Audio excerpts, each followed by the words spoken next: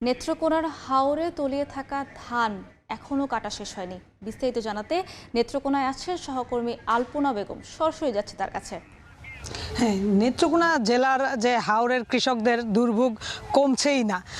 টানা কয়েকদিনে বৃষ্টির পর কিছুটা রোদের দেখা মিললেও সেই রোদ থাকছে না। দেখা গেছে যে হঠাৎ করেই আকাশে মেঘ জমে বৃষ্টি নামছে এবং বজ্রপাতের কারণে কৃষকরা আবারও মাঠ থেকে বেরিয়ে যাচ্ছেন।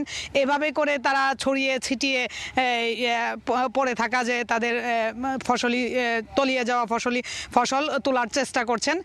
এখনো পর্যন্ত আজ পর্যন্ত যে এই বাগড়ার হাওরের ধলিপুরি হাওরের যে দৃশ্য, সেটি এখনও তারা এই কেটে কেটে নৌকা করে নিয়ে আসছেন ধান এবং এনে রাস্তায় রাখছেন স্তূপ করে এবং সেখান থেকে মাড়াই করার চেষ্টা করছেন। তো এই যে হাওরের যে এবার যে জলাবদ্ধতায় আসলে এতটা ক্ষতিগ্রস্ত হয়েছে, আমরা যে হাওর ঘুরে কৃষকদের কাছ থেকে যেটা জানলাম যে এই জলাবদ্ধতার কারণ হচ্ছে যে প্রশাসন পর্যায়ে যে প্রতি বছর যে হাওর অঞ্চলে এই ফসল রক্ষা বাঁধ দিয়েছে, যে এই অস্থায়ী বেড়িবাঁধ করা হয়েছে, সেই ফসল রক্ষা বেড়িবাঁধগুলো স্থানীয় প্রশাসন এবং যে এই দলীয় নেতাকর্মীদের বা যাদেরকে যেভাবে নিয়ে করার কথা ছিল, অর্থাৎ যে মাঠ পর্যায়ে মানে গণশুনানি করে মাইকিং করে পরবর্তীতে কৃষকদেরকে নিয়ে আসলে এই পিআইসি অর্থাৎ প্রকল্প কমিটিগুলো করে পরবর্তীতে করার কথা ছিল, কিন্তু এগুলোর আসলে কিছুই করা হয়নি যে কৃষকরা বলছে। এবং সেটির জন্য দেখা গিয়েছে যে বিগত সময়ে 22-23 অর্থ বছরে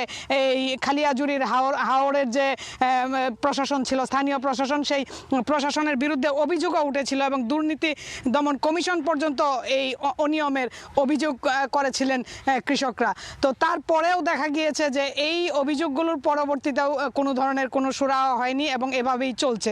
তো কৃষকদের দুর্ভোগ আসলে কমছেই না।